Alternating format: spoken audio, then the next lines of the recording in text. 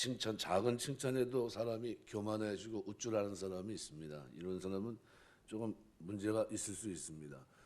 은을 도가니, 금은 풀무로 사람은 칭찬을 뭐 이렇게 되는데 원문 내용을 보면 단련하느니라라는 단어는 없습니다. 그런데 그거를 이제 집어넣었죠. 그러니까 동사가 생략된 문장입니다. 그래서 여기서 단련하느니라라는 말은 없는데 이 생략된 이 동사는 그 의미를 유추해서 추정할 수밖에 없는데 동일한 단어를 썼고 있던 잠언 17장 3절 보시면은 도가니는 은을 풀무는 금을 연단하거니와 여호와는 마음을 연단하시느니라 이렇게 되어 있거든요. 연단, 단련 같은 의미입니다.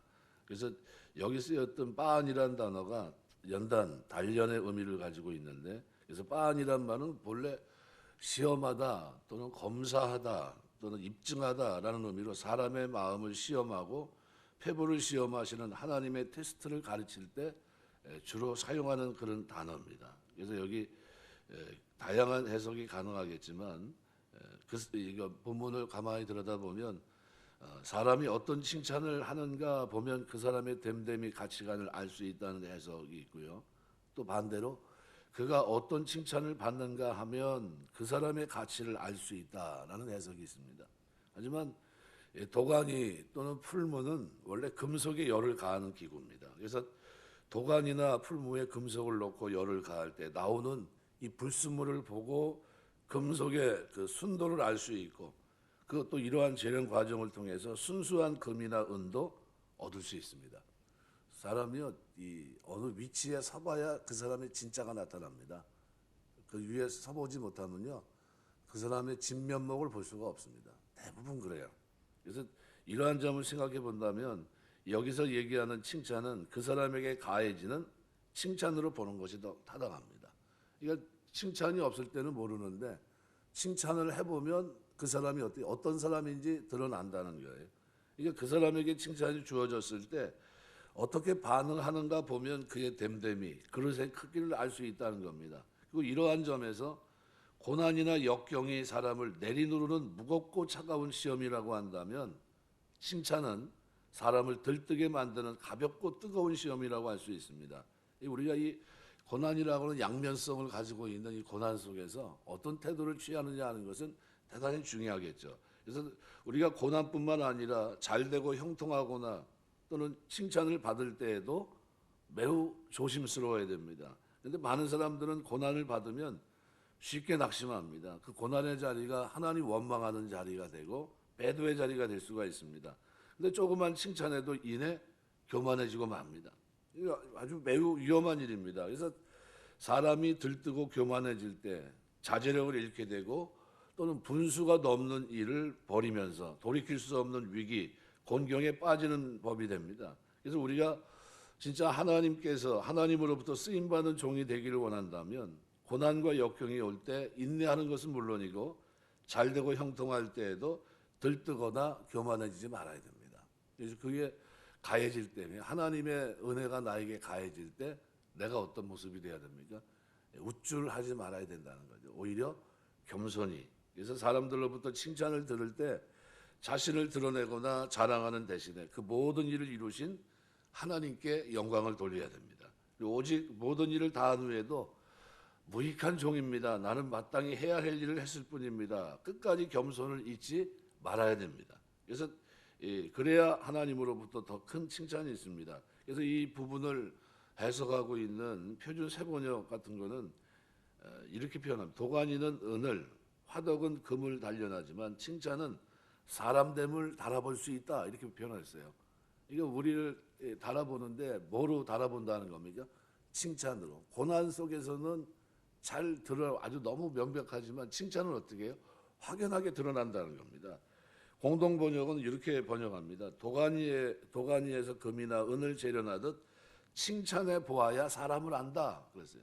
그러니까 사람들은 칭찬을 통해서 어떻게 해요? 볼 수 있다는 겁니다. 그래서 이 칭찬했을 때 반응 여부에 따라 그 사람의 사람됨을 알 수 있다라는 의미를 전달합니다. 그래서 한글 개역 성경에서는 이러한 의미에서 더 나가서 시험하고 단련함이란 의미를 지닌 단련하다라는 단어를 여기에 삽입하고 있는 겁니다. 왜요? 이게 필요해 보이니까 집어넣은 거예요. 그러니까 단순히 사람됨을 알아본다는 의미에 그치는 것이 아니라 칭찬을 통해 그 사람을 단련하기까지 한다라는 의미를 담고 있는 겁니다. 여러분 사도행전 12장 21절에서 23절에 보면 헤롯이 이제 그 시대에 이제 많은 사람들이 어려움 속에 있을 때 이제 긍휼미를 베풀고 이렇게 하지 않습니까? 그래서 헤롯이 나를 택해서 왕복을 입고 위에 앉아 백성을 효유한데 백성들이 크게 부르되 뭐라고 해요? 이것은 신의 소리요 사람의 소리가 아니라 하거늘 헤롯이 영광을 하나님께 돌리지 않고 그 칭찬을 어떻게 해요? 칭찬에 우쭐하는 겁니다. 칭찬에 뭐라고 얘기했습니까? 이것은 신의 소리요 사람의 소리가 아니다 이렇게 얘기해요. 아니 완전히 띄어진 거죠. 그랬더니 결국 어떻게 돼요? 하나님께 영광을 돌리지 못하고 자기가 신인 것처럼 착각을 하고 그렇게 행동을 해버린 겁니다. 어떻게 됐습니까? 결과가 주의 사자가 곧 친히 충이 먹어 죽으니라 그랬어요. 고린도서 4장 18절 어떤 이들은 내가 너에게 나아가지 아니하는 것 같이 스스로 교만해졌다는 거예요. 예, 우리가 늘 칭찬을 언제 받으면 되냐면요. 하나님 앞에 갔을 때 받으면 되는 겁니다. 이 땅에서는 그것 때문에 일희일비하지 마세요. 그것 때문에 흔들릴 필요도 없고요. 하나님 앞에서 늘 겸손히 행하는 것이 중요합니다. 우리가 새 사람 돼서 죄에 대해서 죽고 의에 대해서 산 사람으로 하루하루를 살아내고 있다는 이 사실 앞에 늘 겸손히 행하세요. 내가 인간 우리가 겸손이라는 단어 그 단어 속에 들어가 있는 게 뭔가 휴무스라는 단어 아닙니까? 흙이라는 거예요. 인생은 진토입니다. 흙입니다. 나는 티끌과 같은 존재구나. 나는 그래서 늘 하나님 앞에 이렇게 살아갈 수 있는 것도 은혜다라는 사실을 잊지 마셔야 돼요. 그리고 내가 이렇게 행할 수 있는 자리에 선 것도 은혜고 죄를 돌이키고 이제는 하나님 앞에 새로운 생년을 살아가는 것도 은혜다는 거예요. 그러니까 나는 마땅히 할 일을 했을 뿐입니다 라는 자세를 가져야죠. 우쭐하면서 죄인들을 향해서 안 좋은 태도 그게 뭡니까? 바리새인들이 했던 것처럼 하나님 기도하면서 뭐라고 기도합니까? 하나님 내가 이방인으로 태어나지 않은 것에 대해서 감사합니다. 이건 기도할 제목이 아니잖아요. 그들 생각 속에 이방인들은 지옥의 땔감으로 들어갈 사람들이다 이렇게 생각을 했거든요.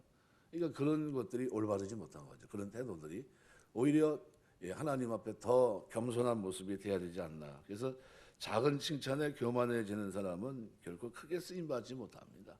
우리가 어떤 환경 속에 있어도 고난 속에서도 그다음에 어떤 고난이 역경이 사람을 내리누르는 아주 무겁고 차가운 그런 시험이라고 한다면 칭찬은 사람을 들뜨게 만들고 가볍게 그리고 뜨거운 시험이라고 여러분이 늘 생각하면서 살아가는 동안 여러분이 칭찬할 때 여러분의 믿음을 더 잘 가다듬을 수 있는 믿음의 모습이 되시길 주의 이름으로 축원합니다. 22절에도 보면요 이렇게 그래서 미련한 자를 고물과 함께 절구에 넣고 공의로 찢을지라도 그의 미련은 벗겨지지 않는다. 여기 비록 뭐뭐일지라도라고 이제 해석되는 양부불변사 임 이게 들어가 있습니다. 이건 곡물은 공의로 찌우면 벗겨지지만 미련한 자의 미련은 어떤 방법으로도 제거되지 않는다라는 사실을 전달하고 있는 겁니다. 이게 미련이 벗겨진다는 것이 결코 쉽지 않다는 겁니다. 여기 공의로 찢는다는 이 말은요 성경에서 여기만 나오는 표현입니다. 다른 데는 없는 표현입니다. 그러니까 두 단어 공의로 찢는 이것은 결국은 찢는다, 부순다, 빻는다라는 단어인데요. 이 미완료형으로 되어 있습니다. 이게 계속해서 부수고 빻는 모습을 보여주는 건데, 근데 곡물에서 이 껍질을 벗겨내기 위해서 제거하기 위해서 절구에 넣고 찢는 것처럼 미련한 자의 어리석음을 제거하기 위해서 징계와 가르침을 주는 등 온갖 시도를 다하는 것을 말합니다. 그런데도 불구하고 그의 미련은 벗겨지지 않는다. 그러니까 완고하고 고집세고 제멋대로 하는 이 미련한 인간의 교육, 그죠? 훈련, 징계 등과 같은 외적인 수단에 의해서 개선되지 않는다는 거예요. 이걸 강조적으로 그래서 벗겨지지라는 말은 제거되지 않는다는 거예요. 절대로 이게 미완료용으로 되어 있습니다.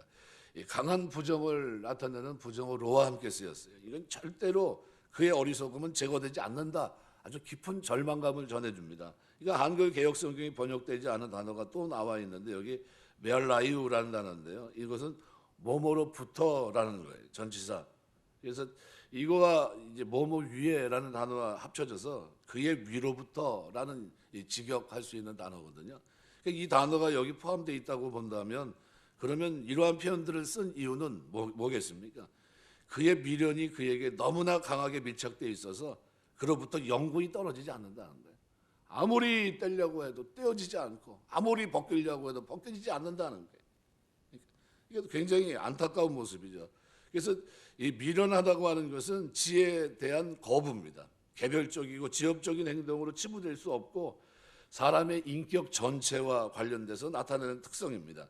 그러니까 이러한 성품은 선천적인 것으로 외부의 힘만으로는 벗겨질 수 없습니다. 뭐가 필요할까? 유일한 방법은 이러한 노력에 스스로의 미련함에 대한 자각이 더해져요.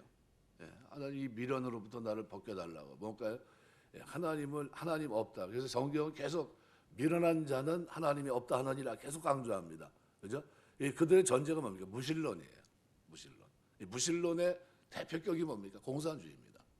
그러니까 미련한 자 아무리 얘기를 해도 어떻게 해요? 벗겨지지 않는다는 거예요. 바꿀 수 있을까요? 하나님의 은혜가 아니고는 바뀌지 않습니다. 절대로 바뀌질 않아요. 그만큼 힘든 겁니다. 그래서 유일한 방법은 어떻게 해요? 자각입니다. 자기 스스로. 그러니까 본문은 자기 반성과 자각의 중요성을 말하고 있는 겁니다. 이런 것을 통해서 궁극적으로 전하려고 하는 그 내용은 뭐냐면 이 일이 너무 어렵기 때문에 포기하는 것이 아니라 이보다는 스스로 돌아보아 자기 반성하는 것이 훨씬 더 효과적이다라는 것을 지적하고 있는 겁니다.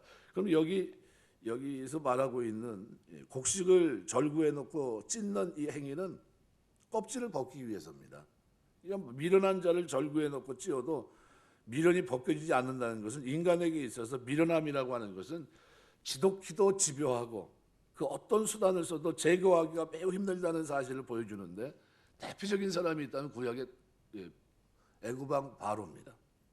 그의 하나님을 향해 가지고 있었던 패역함, 교만, 고집, 아주 이것은 자기 몸에 붙어 있어요.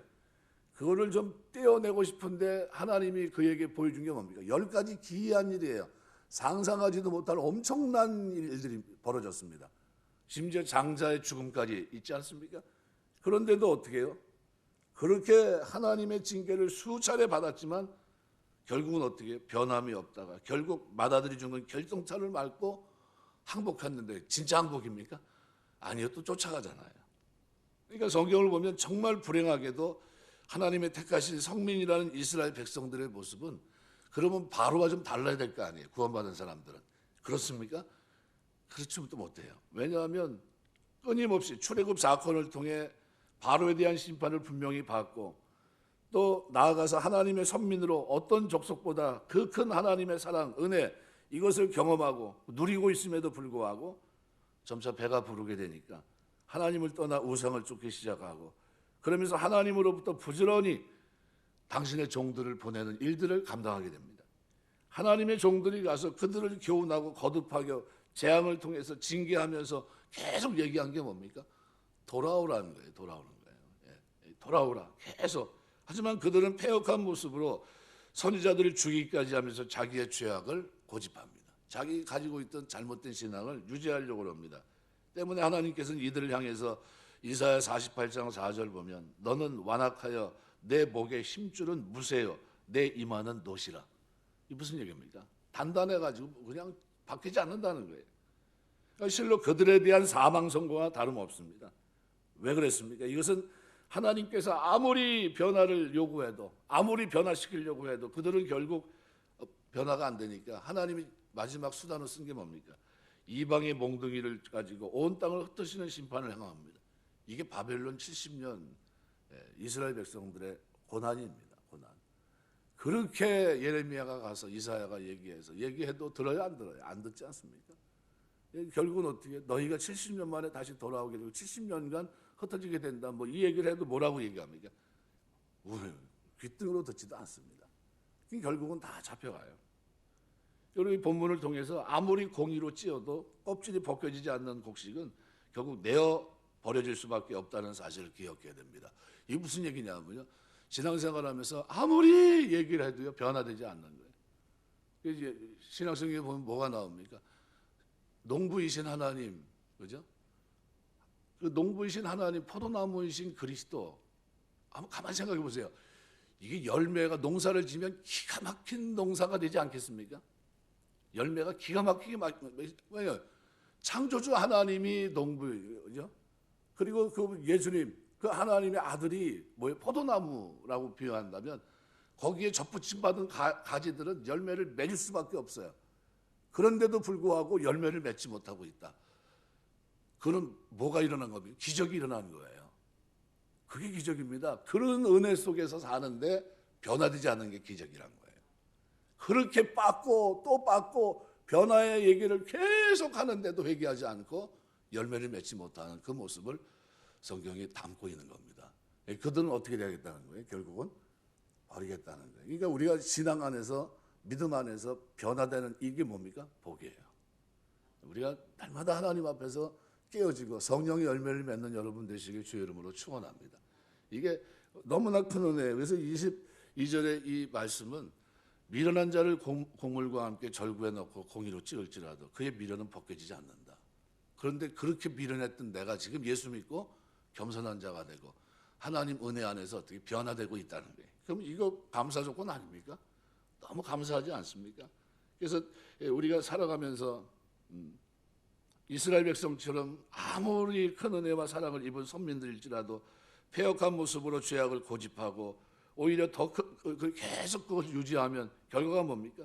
더 큰 징계 그리고 심판으로 멸망할 수밖에 없었다는 사실을 우리가 두려워해야 됩니다. 로마서 11장 21절 22절 말씀대로 우리 또한 성도로 택함 받았다는 사실에 만족하고 안일한 모습으로 있을 것이 아니라 항상 자신을 돌아보고 동시에 하나님의 교훈과 징계가 올 때는 떨리는 자세로 받아들이고 받은 은혜를 지키고 더 큰 은혜의 자리로 나가야 됩니다.